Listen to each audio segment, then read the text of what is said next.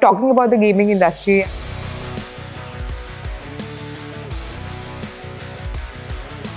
starting it out back in 1999, raising funds. Was it a nightmare? When I signed up my first shareholders agreement, I had no idea what even equity was. PUBG shut down in 2020, right?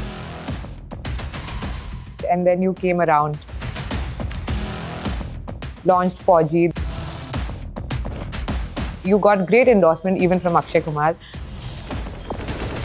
It's very unfortunate, and the VC community should introspect this, that who does Google search anymore, right? Google search itself has become irrelevant. I believe that gaming or interactive worlds are going to become much more prevalent versus dumb one-way entertainment like Netflix. I read that you put everything that you had for one single deal, which was the Spiderman deal. So we had to bet the entire bank balance to just one company and one brand, which is.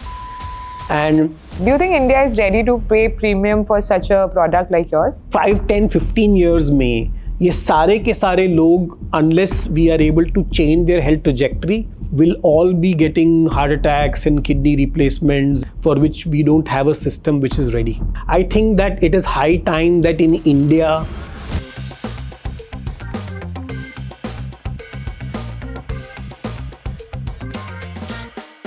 Today we have Vishal Gondal, the father of Indian gaming, entrepreneur, investor, and longevity pioneer. This man literally needs no introduction.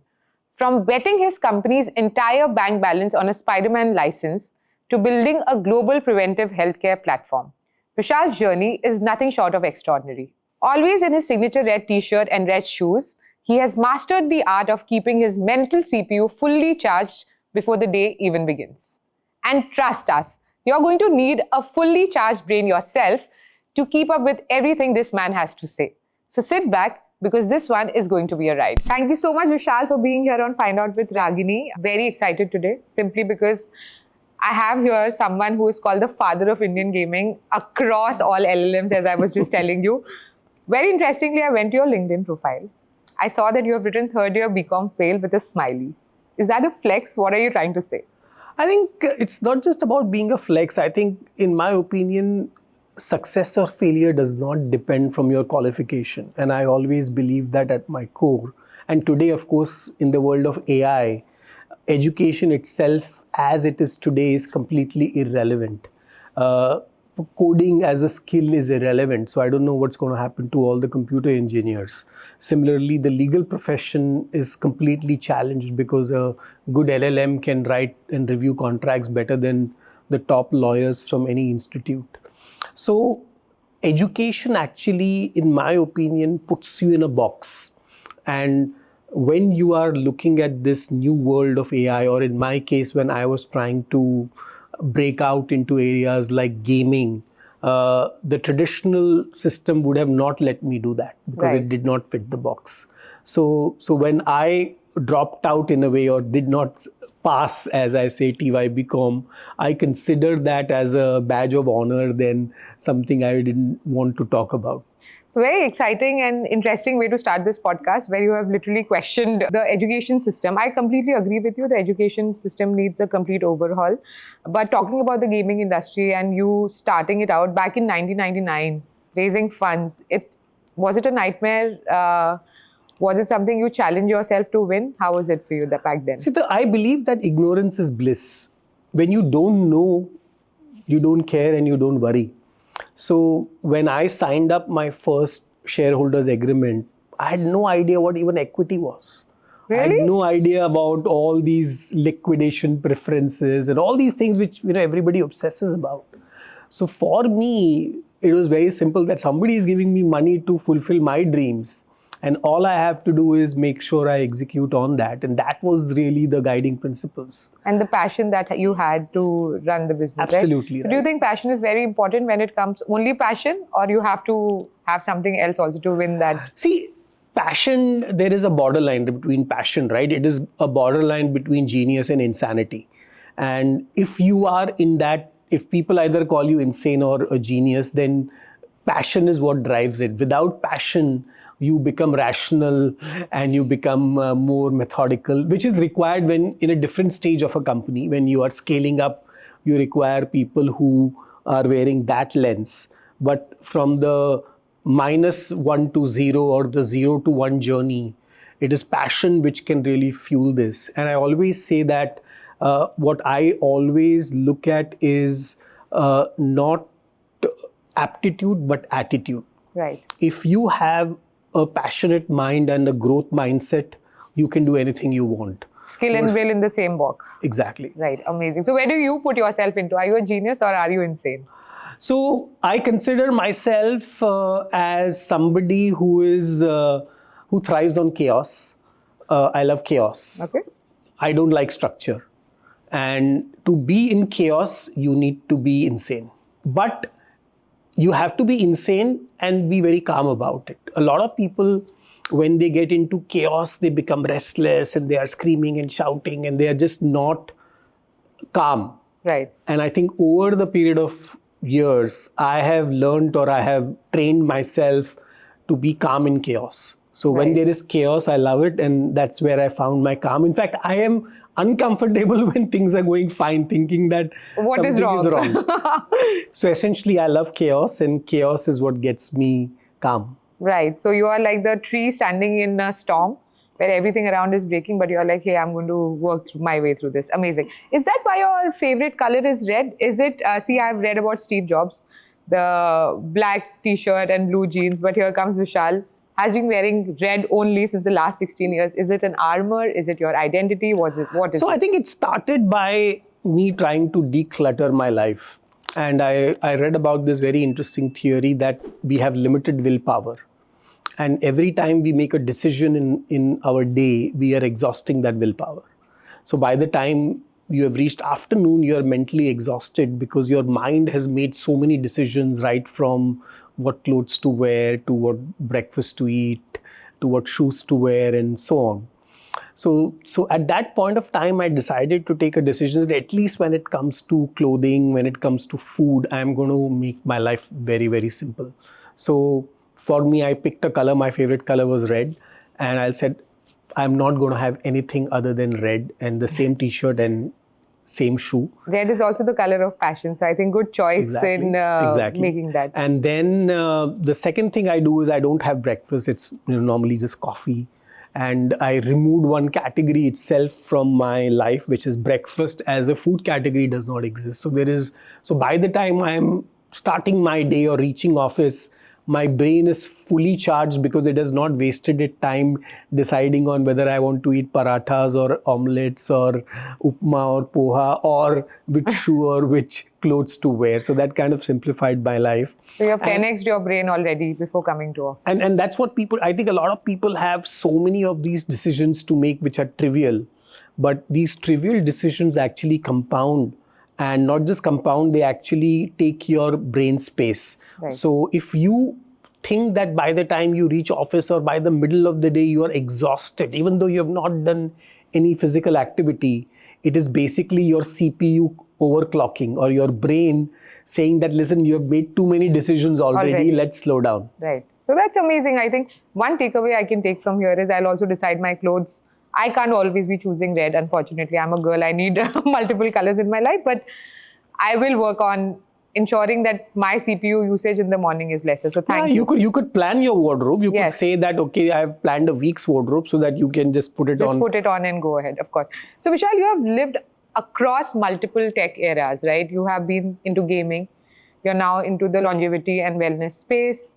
You are looking at AI and spirituality also, all different eras. Which was your favorite one, or which is in fact your favorite one? So I jokingly say that I've looked at every generation of the processor. I started my first computer, which was a Z80 processor with, I think, 200 kilobytes of memory. Wow, so less, okay. So that's where I coded my first games. So I think the exciting part about all these different eras of computing, Web 1.0, 2.0, 3.0, 4.0, wherever we are going, is that this industry redefines the rules and the incumbents are completely gone. Right. Just think about the first era, companies like Yahoo are irrelevant. If you look at era where Nokia had 80% market share in the mobile phone industry, and doesn't even today exist. Nokia is history.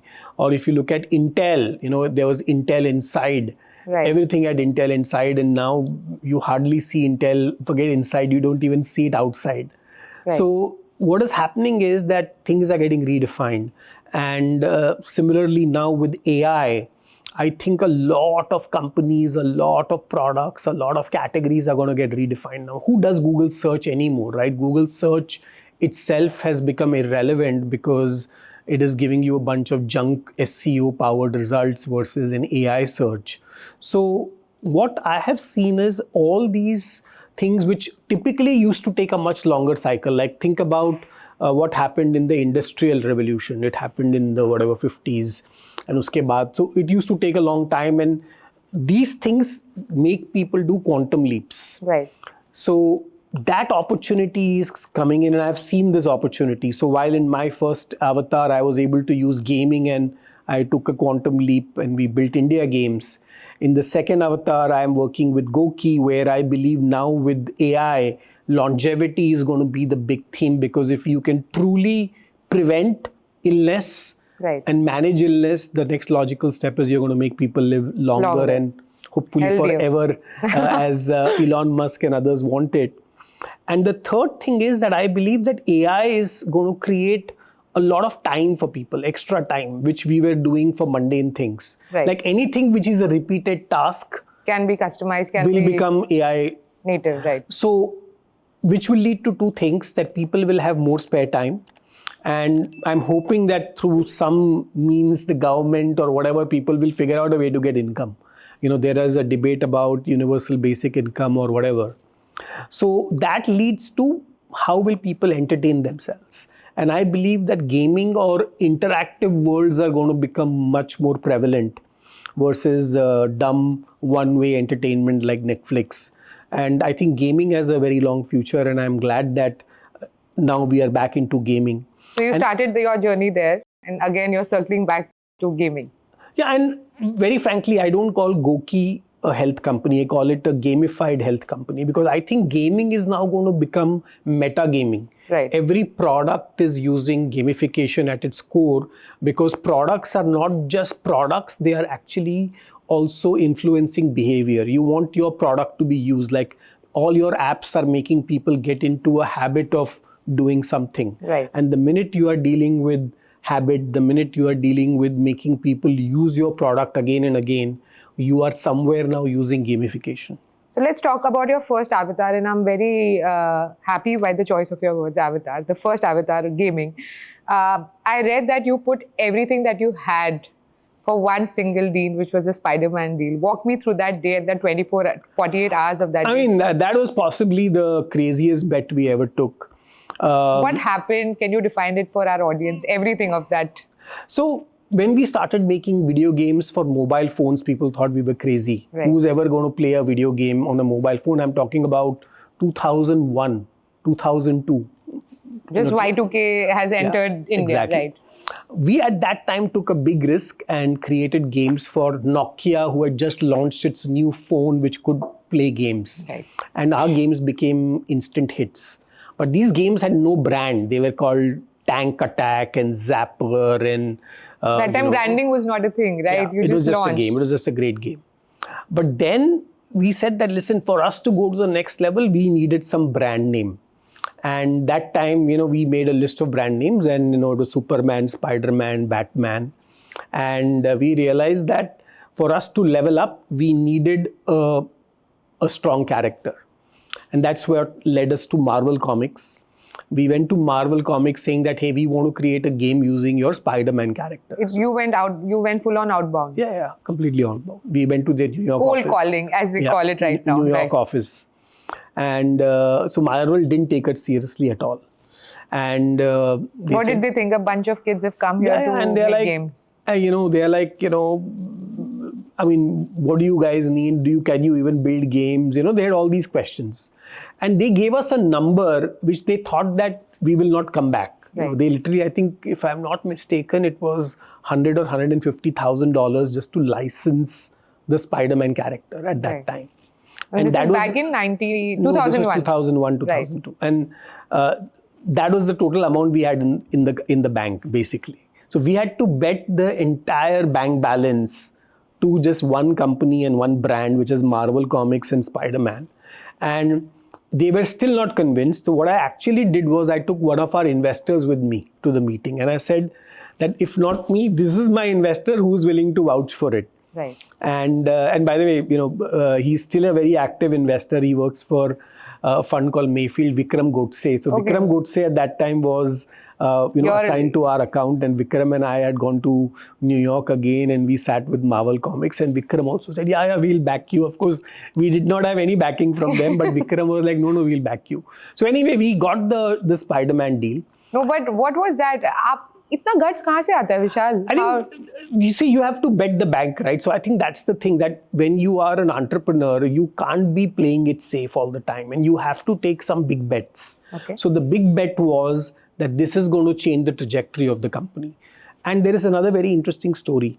Because we only got a 1-year license from Marvel, and it takes 6 months or 4 months to make a game at that time, we could not waste time. So while we were negotiating with Marvel, the game was already getting built. So basically, we already had made the game.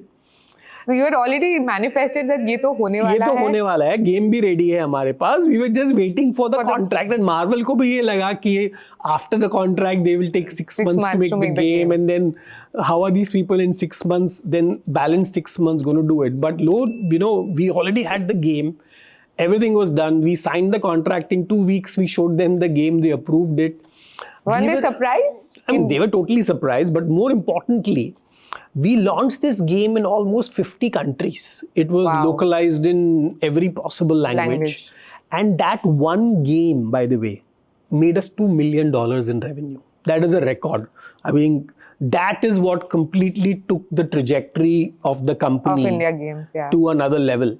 So from literally, a few $100,000, a few $100,000 in revenue, one product where we took that bet took us to 2 million. But of course, with great power comes great responsibility. Of course. And while Spider-Man saved the day for us, I think that was literally the first ever brand licensing deal done from India. Now, of course, a lot of people do so many brand licenses. Right. And I remember that, for us to do that required a lot of legal hoops also, getting RBI permission and all kinds of things. But it was just your passion, right? Yeah, I mean, so I think the question is that you should think big. So one of my theories is, and I always tell people, right, that don't think small. If you want to build a game, we want to make a Spider-Man game. If you want to do a health or a preventive company, let's go and make the biggest longevity platform and go and do that. So if you aim high, automatically whatever you are doing becomes 100x better from a quality, delivery and consumer experience perspective. Do you think that day when you went to do this pitching to Marvel, did they bet on the product or the person? I think they bet on the person, of course. And they bet on our stupidity. I thought Marvel thought that, I don't know why. These guys have too much guts to come here and speak to us. Right? And whatever money they asked for, we gave them. Right. Literally, we did not negotiate. Right. And I think, as they say, the rest is history. Amazing. I think now I can go back and say that you are also the father of Indian gaming and also the father of licensing in India, because you started it. You started the trend for the consumers who are wearing these licenses. Well, and by the way, on that note, we were also the first people who started esports in India. So we actually got World Cyber Games in 2002 or 2003.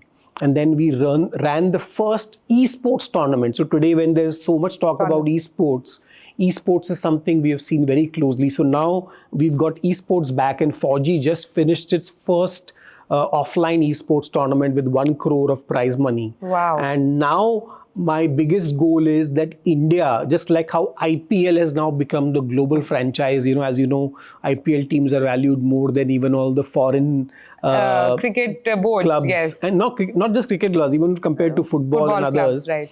I think that it is high time that in India, with 750 million gamers, we have Indian games, we have Indian-made products and Indian esports, and we stop playing these Chinese games, which we are giving money so much to China. So on that topic, PUBG shut down in 2020, right? And then you came around, launched FAU-G. There were mixed reviews, but you got great endorsement even from Akshay Kumar.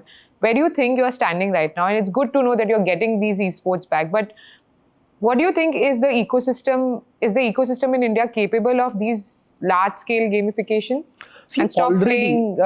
Already these foreign games are doing close to $800 million revenue in India. Only in India. Only in India, foreign games. The reason is that, and it's very unfortunate, and the VC community should introspect this, that all the VCs went and backed real money gaming companies. Right, they did. They did not invest in a single company which made IP, which actually created real games. Right. So billions of dollars were poured into games, which now have been declared illegal and they've been stopped by the government. But because of that, the real gaming industry suffered, because VCs were like there is easy money here. Why should we make these kind Why of should games? we wait for our capital to come back to us for the returns, right? So what happened is, in the last 10 years, there has hardly been a single gaming title from India. Can you imagine? We make thousands of movies, millions of YouTube videos, and God knows how many YouTube content and Insta content. But when it comes to gaming, it's zero. Nobody is sitting and actually thinking about what can be the next game which can be launched from India. Has there been any successful game? Absolutely zero.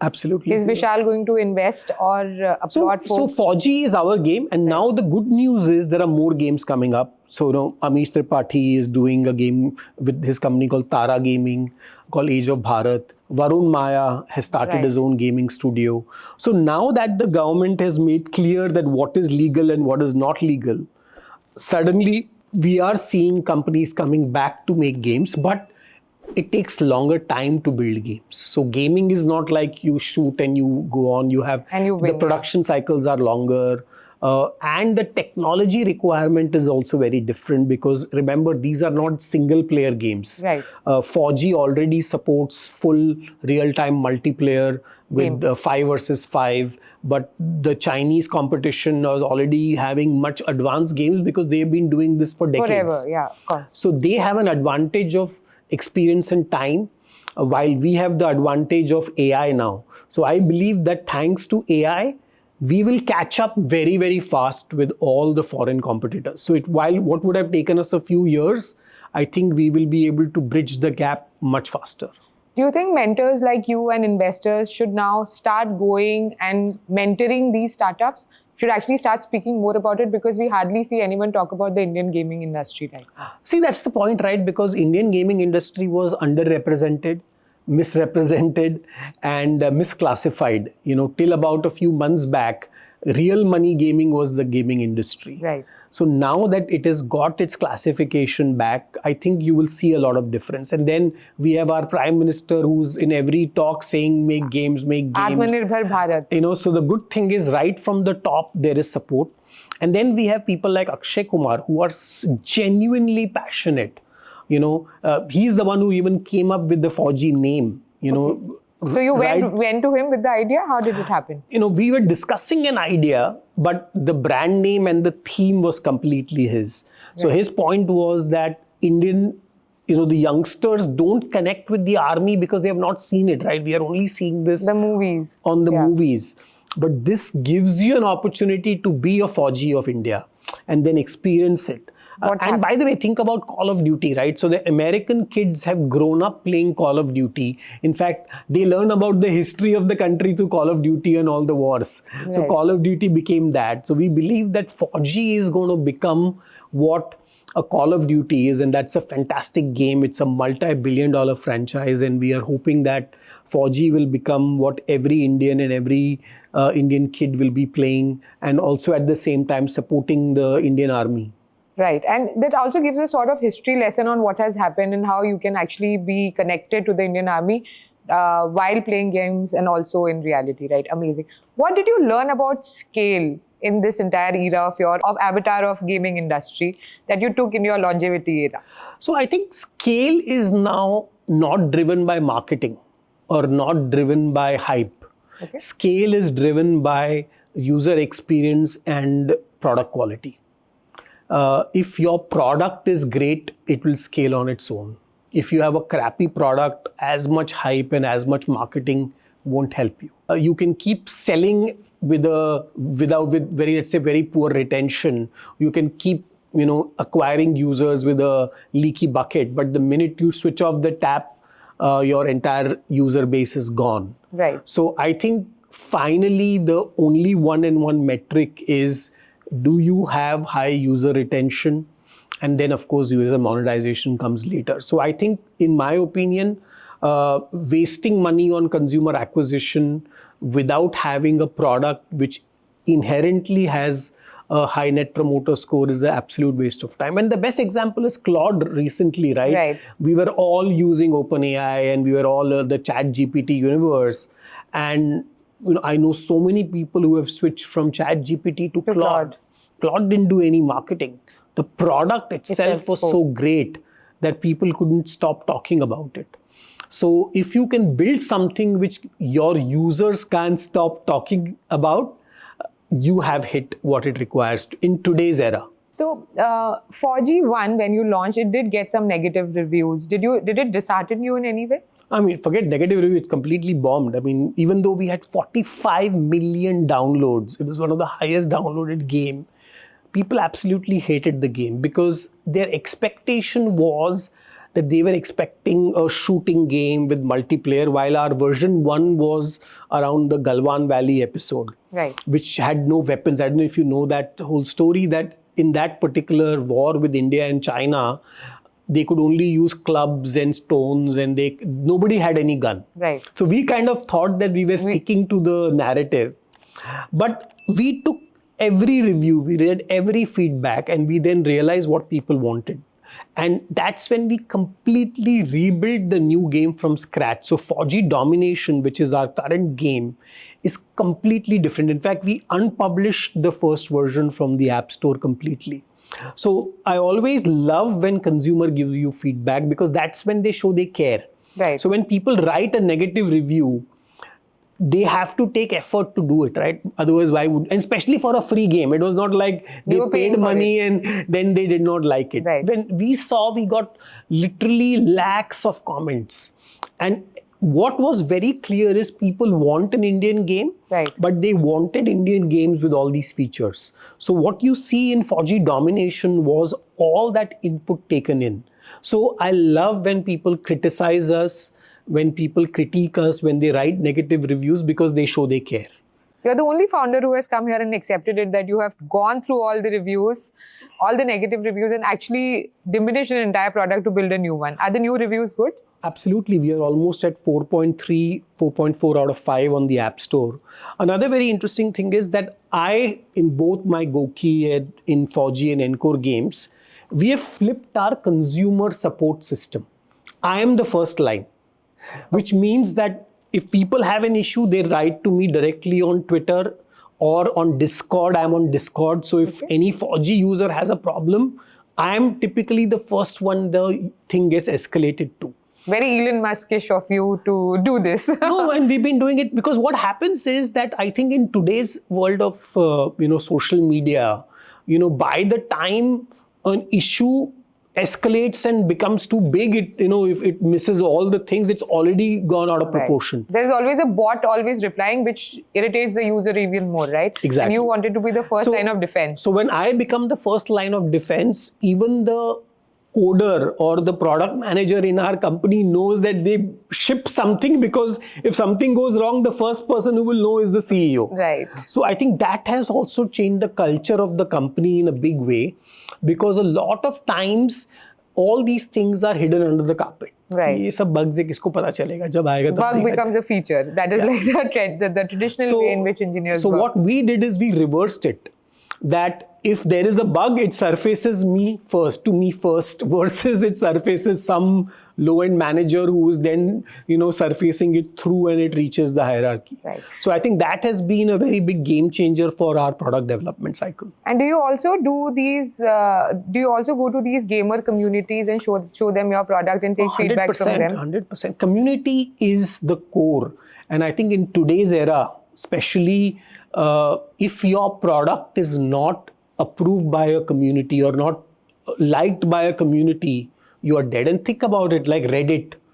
is such an amazing community. It's a very small user, but Reddit users can define. Or if you now see, platforms like GitHub stars, suddenly we are talking about GitHub stars, which was no longer even a criteria, or even products like Product Hunt.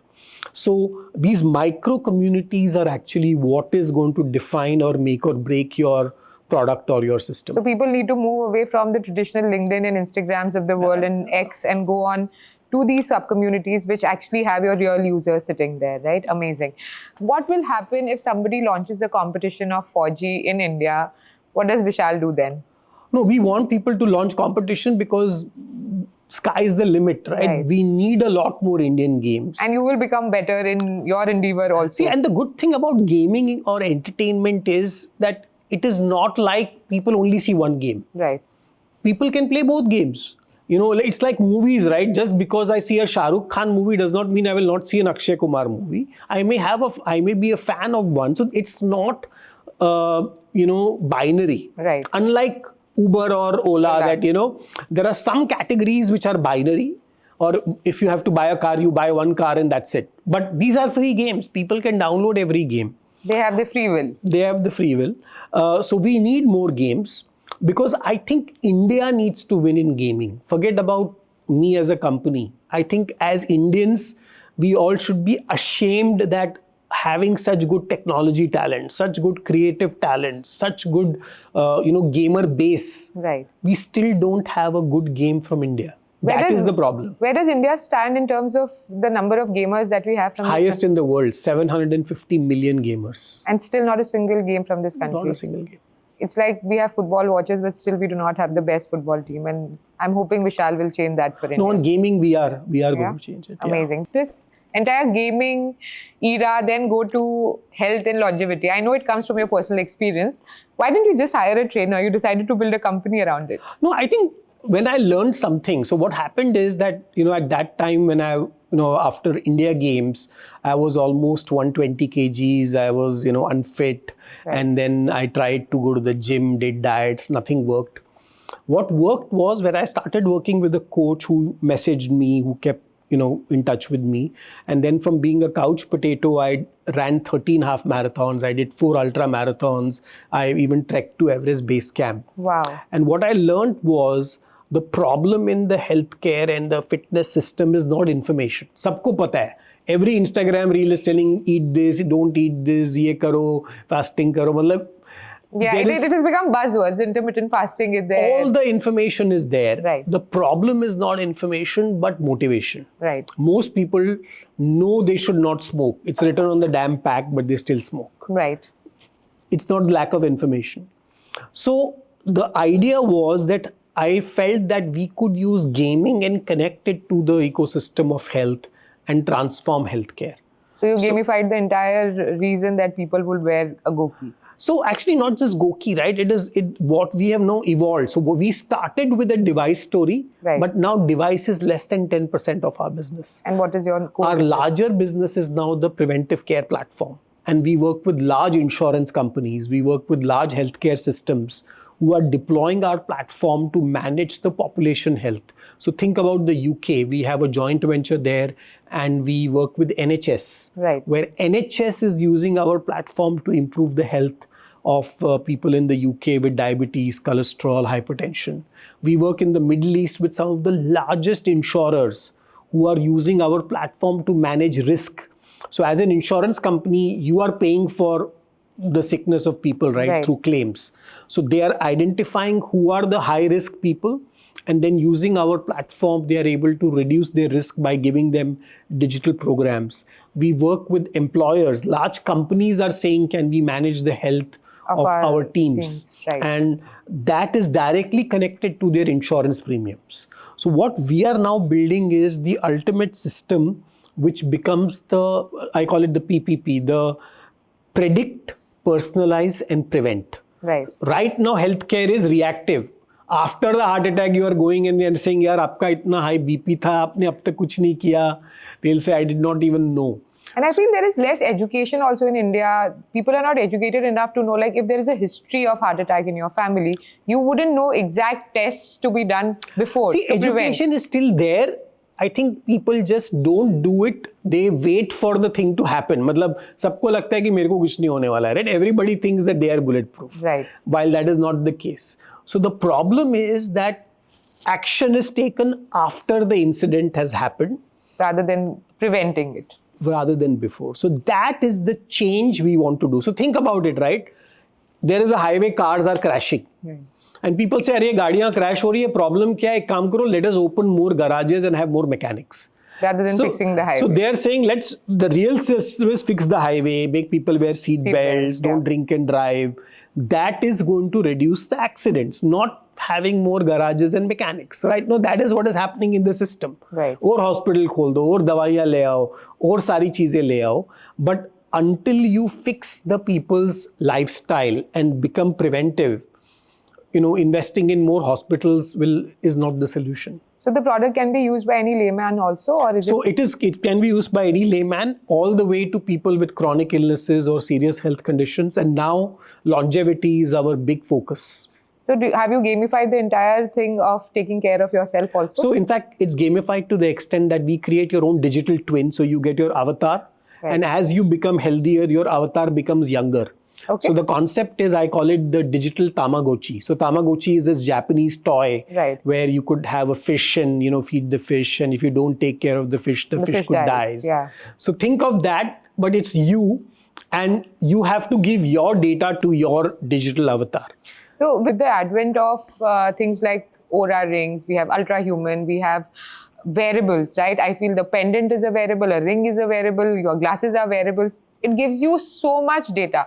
Do you feel it also causes a little bit of anxiety in folks that I am like, I'll tell you what happens with me. I'm wearing my Apple Watch and constantly checking my heart rate. Arey, ye kyun badh gaya? How do you prevent that? So data always empowers. Data does not know.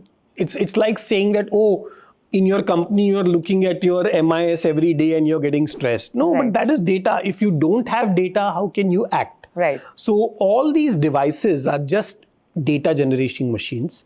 The real problem is data needs to be converted into real actionable insights. So if your heart rate is up, if you have just finished an exercise and it's up, it's great. Right. But if your resting heart rate is up, that's an area of concern. So that is the difference of just looking at a data in isolation or connecting it to things. For example, you have a very important meeting tomorrow and your heart rate is up, that's completely understandable. But if you are, on a Saturday and watching a TV, it's not. It's not. So I think data is going to get commoditized. Right. Very soon, all of us will all have all kinds of devices and all kinds of data. But it is platforms like GOQii which are going to convert that into actionable and then personalized. Medicine is the future. It is no longer about one pill given to all, but figuring out what works for you and what works for me. Right. Do you think India is ready to pay premium for such a product like yours? See, it is not about whether they are willing to pay a premium. They are paying a lot in sickness. So think about it. One heart attack costs between 5 to 25 lakhs depending on where you go. Right. Now, if you can pay 25,000 rupees and make sure you can prevent the heart attack, is it a premium or is it actually saving? So that's the point, right? The thought process is completely reversed. And that's because of the misaligned incentive system. We have a for-profit healthcare system. Hospitals make money by surgeries and medicine. Unko apne beds bhare hue chahiye. So the healthcare system is not incentivized to make you healthy. It's incentivized for themselves.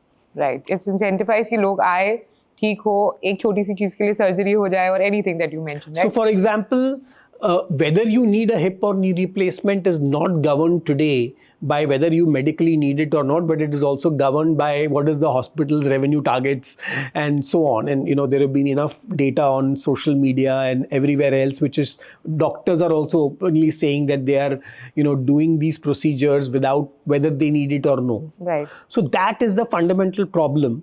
How do we change this, Vishal, in India? I think it can be changed with consumers taking charge of their health. So just the way we manage our life and our finances. Right. You are looking at, Health comes last in India for anything.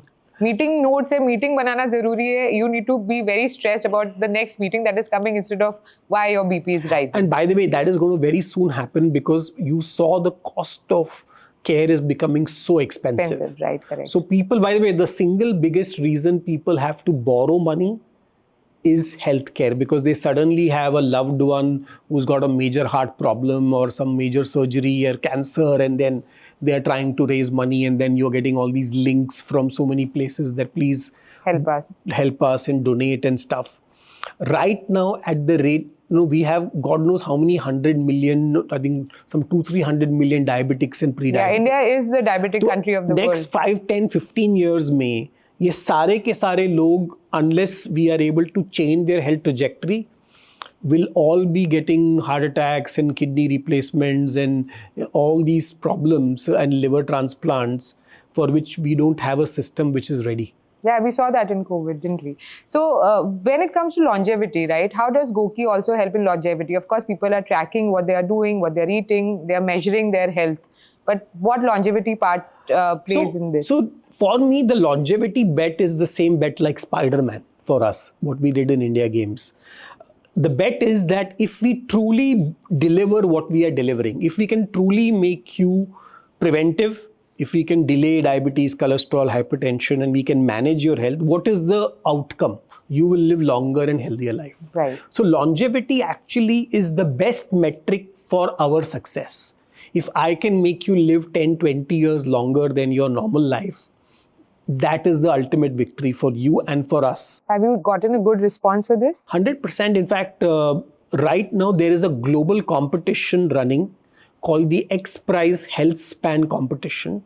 The prize is $100 million. And what does this competition The competition basically says, show us your proof, do your protocol, show us your proof, and if you can increase people's life by 10 to 20 years, first prize is $75 million. Wow. And you have to prove it with a clinical study and evidence. You can't just say, hum bol rahe hain, ye ho gaya. It's not the product, it's actually data that matters. It's actually data. So we created our team, it's called GOQii Sanjeevani, and we partnered with 3 big academic institutions. One is Ashoka University of Biosciences, IIT Bombay, and National Institute of Medical Sciences in Jaipur. So our scientific team, we created our protocol, and already we have now reached the semi-finals of this competition. Congratulations, that's not in media. I'm very surprised. We are in the top 40 already. Wow. But we are hoping that very soon we will reach the top 10. Now we are in, this is a 7-year competition, by the way. We are already in year 3. Okay. So 4 more years to go, because we have to do studies. So we finished our first clinical study of 40 people in Bombay, Jaipur and Delhi. Right. And we have submitted the results to X Prize. And now they are collecting these results. And by the way, we are competing with Stanford, Cambridge, Mayo Clinic. You are the only one from India? Only one from India. So this is like the ultimate test of, can you deliver longevity? So now we are hoping that we will come in the finals. So you will hear about that. Godspeed. I'm hoping so too. And I hope you win, Vishal, because this is something that you're doing for the community. No, this is for the world. I mean, not just the community, it is for the world. And there's a very interesting reason we called it Sanjeevani. So the thesis which we had was that, when Lakshmana was lying in the battlefield and Hanumanji was told to get the Sanjeevani booty, he could not. He had to bring the whole mountain, and then the doctor had to find the Sanjeevani booty.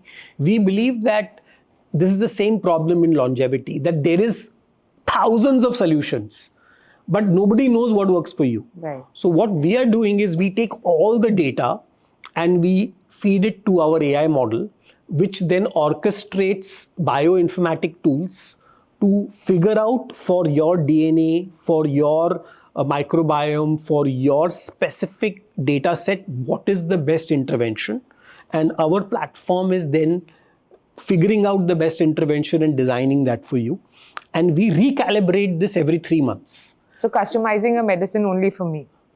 And not just at one point of time. Every 3 months, the protocol changes based on your data. Aren't you scared what happens to the medical industry when you sort of make this? But this is the truth, right? Currently, medical industry was one size fits all. With AI, it is going to get precision medicine. And precision medicine is what is going to finally be the ultimate solution for everyone. Currently it's carpet bombing, right? Chemotherapy. While chemotherapy is good or bad, I don't want to debate that, but the carpet bombing is not working.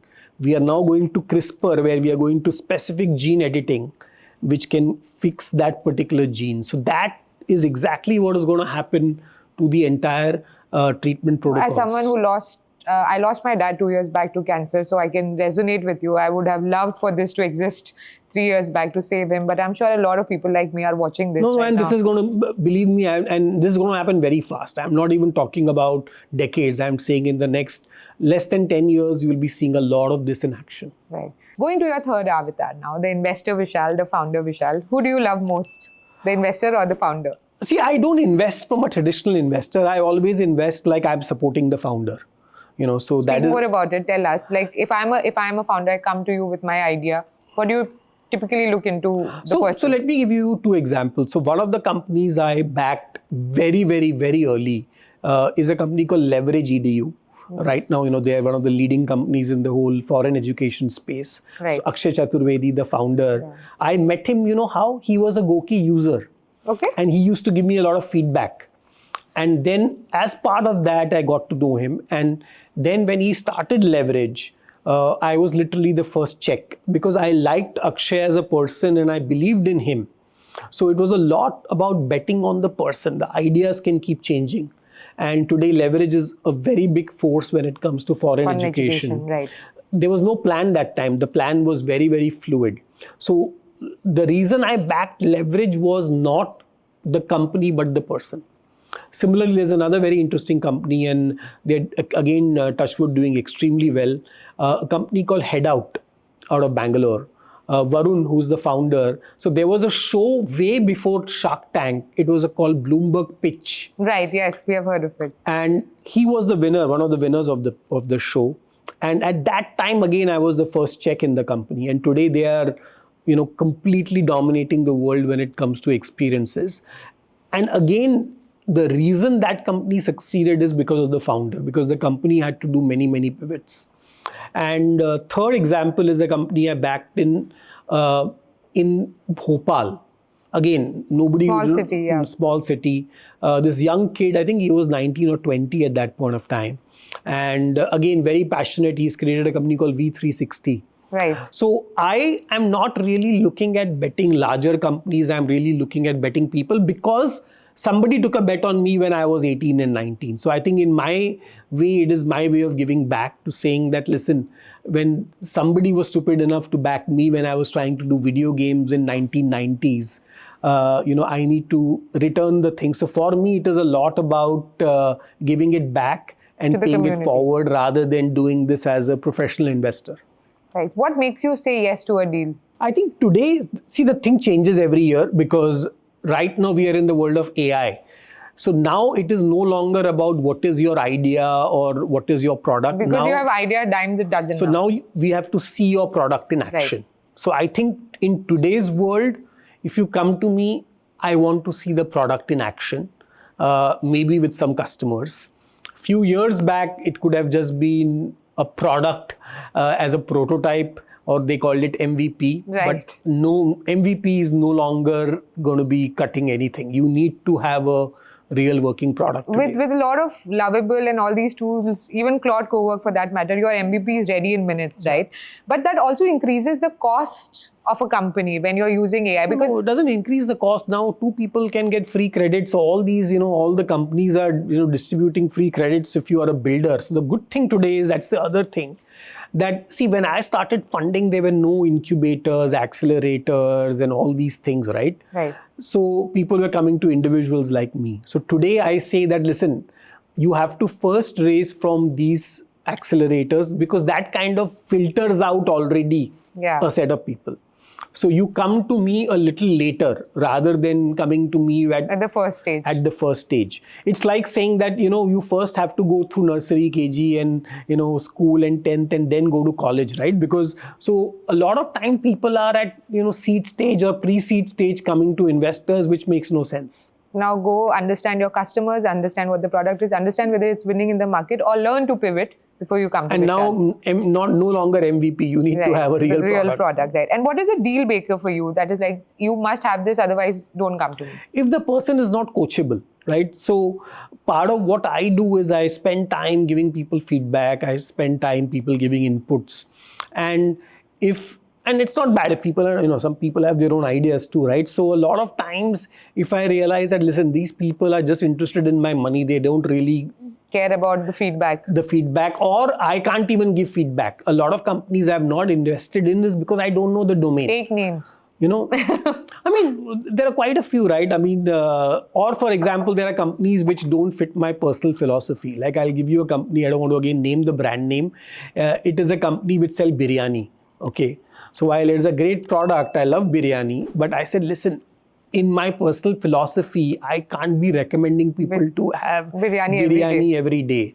Similarly, I got so many alcohol deals, so many deals with, all these gin companies, a lot of beer companies came in. And I said the same thing that, listen, alcohol is good, but I will not invest in alcohol because I can't recommend alcohol. Considering I want longevity of a person. So that is the other thing, right? You need to have some clear principles of what you are investing in.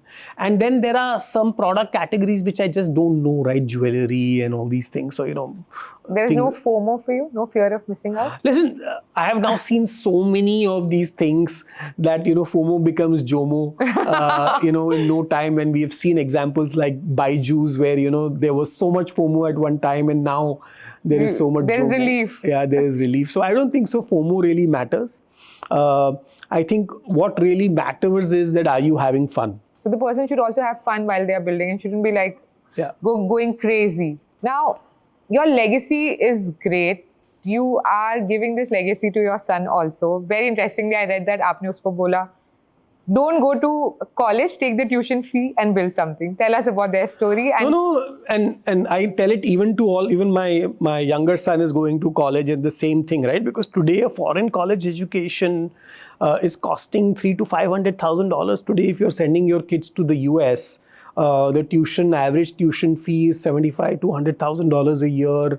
And a 4-year degree. So it is a serious investment. And I told him that you could use that money to start a company. But did your elder one agree to this? No, I mean, he did go to college. Right. But now the good thing is that at least he has launched his own startup in his final year of college. So, so let's say the penny has finally dropped and he's realized what it is.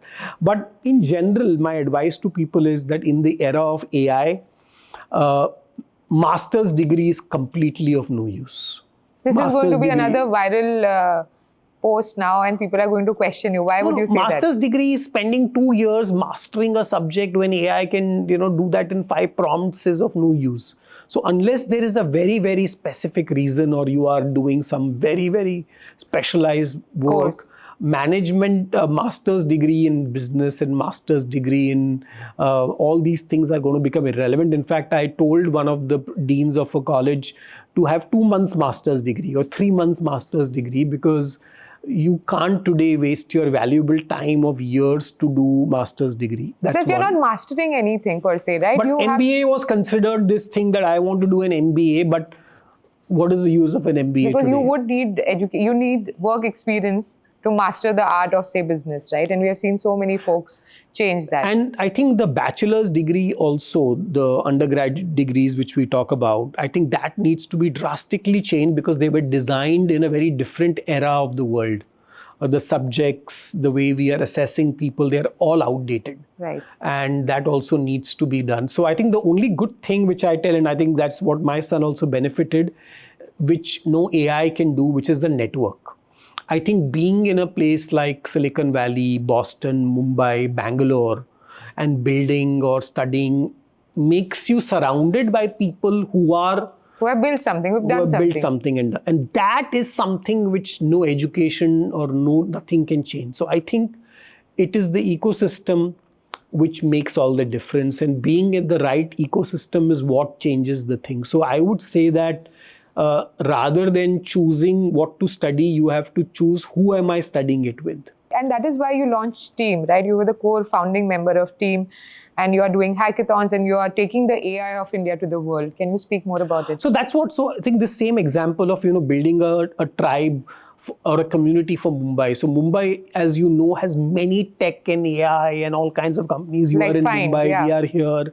But in Mumbai, what happens is we are all hustling at our own side and we are not hyper collaborating because the city doesn't allow you to do that. Doesn't it's maximum city. Everybody को अपने आप से लेना देना. हमको इससे पता नहीं पड़ रहा है कि what our neighbor is doing. So everybody is doing their own horse work. with blinkers, yes. But the idea of putting together a team was to bring this community and to bring this serendipity. We founders now meet every second week. We have events. So suddenly we have 84 of the top companies, founders meeting each other again and again, and already we have seen deals happen, collaborations happen, learning happening. The magic of Silicon Valley is not just Silicon Valley, but what happens is in every second cafe you are bumping into some founder. So the reason Silicon Valley works is a very concentrated place of very, very smart people. And Mumbai had that. It just required the glue to put this together, and that's what team has done. And I would encourage any other company which is in Mumbai, if you are a tech company, you should become part of team. And we are now having Mumbai Tech Week coming up next month, which is again going to be huge. And overall, I think now with AI, you no longer need to go to Bangalore, because people went to Bangalore because they said, oh, how do I get 500 engineers? But now you don't need 500 engineers. You need 5 or 10 good engineers who can use good AI skills, and they can do it. And they can win it. Great. Now, last question to you, Vishal, before we wrap it up, right? So in gaming, you win by keeping people hooked. In health, you win when people no longer need you. Which business model do you actually prefer? And which one keeps you up at night? So first of all, in both the models, we need to keep people hooked. Okay. In the case of gaming, we are hooking them to play our game. But in the case of health, we are hooking them to walk, run, eat healthy food, drink water, sleep. So the behaviors are different. But essentially, dopamine is used in both models. One is used for entertainment. High cortisol, यहाँ पे आप low cortisol. Low cortisol. But we are also using 3 other things apart from dopamine. We are also using oxytocin. So there is a very big team effort. So you have teams and leaderboards and you collaborate, and that gives you oxytocin. We then have endorphins, because when you do physical activity, it gives you endorphins. And then we also have serotonin. So in the GOQii system, we have karma points, which you can donate to charity, and we have various charity organizations. So it is not just dopamine at work. We are combining dopamine with all the other receptors which make your behavior completely transform. So that's what it is. Talking about what does not make me sleep, actually it's nothing, because I have a good sleeping hours. I almost sleep between 7 to 8.5 hours a night. And you learned it through GOQii and your chart. No, I think I learned it not through GOQii. I think I have been now focusing a lot on spirituality and mindfulness. I think meditation has become a part of my routine. And what I have realized is that the more we are getting into the tech world, we have to get even more involved in the spiritual world, because where technology ends, spirituality begins, because we don't have the answers to everything. We believe that we are going to build AI which is sentient and which has consciousness without even knowing what consciousness means. So I think for us to really truly understand human behavior and to truly understand the repercussions of what these technologies are going to do, you have to look inward. What is spirituality for you? I think the way I describe spirituality is that there is the hardware, which is our body. There is the software, which is our brain or cognition when you learn with software. But spirituality is the operating system, how you operate. Right. And the operating system is what really defines who you are. So your things like what are your values are embedded in your operating system. What would you do in a situation where you have to choose between good or bad, or when you are firing somebody who is a good employee, for what reason? So all these things work at the operating system level. And Spirituality focuses on the operating system itself. And as we know in today's world, just having a higher memory and higher processor is of no use till you have an operating system which is capable of complementing that. Which is capable of complementing that. Which is why there are people who do so much exercise, but one fine day you find them dead because they have overclocked their body, but they have not upgraded their operating system, which crashed their entire system. Right. So amazing way to describe spirituality. And I think I will also take that away from this podcast. Now give us your last opinion to anyone who's watching this. What is the last few things you would want to tell them that, hey, from this podcast, Find Out with Ragini, this is your takeaway? I think what you need to find out with Ragini is the world has changed, is changing. AI is going to redefine everything. And it's no longer about incremental innovation. If whatever you are doing, if you are improving it by 10, 20, 30, 40%, it is not incremental. Incremental is 10 times, 20 times, 100 times. So whatever you are doing, if using AI, you cannot improve it by 10 Multiples. to 100 times, right, then you have already lost the game. So just be at it and keep working, but keep your spiritual side on. Your operating system needs to get upgraded. All right. Absolutely. Thank you so much, Vishal, for being here on Find Out with Ragini. This was an eye-opening conversation in so many ways. We personally love all your avatars, and I think that you're just beginning. Yeah, and in a good video game, my avatars always level up. From India's first esports tournament to competing against Stanford and Mayo Clinic in a $100 million global longevity competition, is there anything Vishal can't do?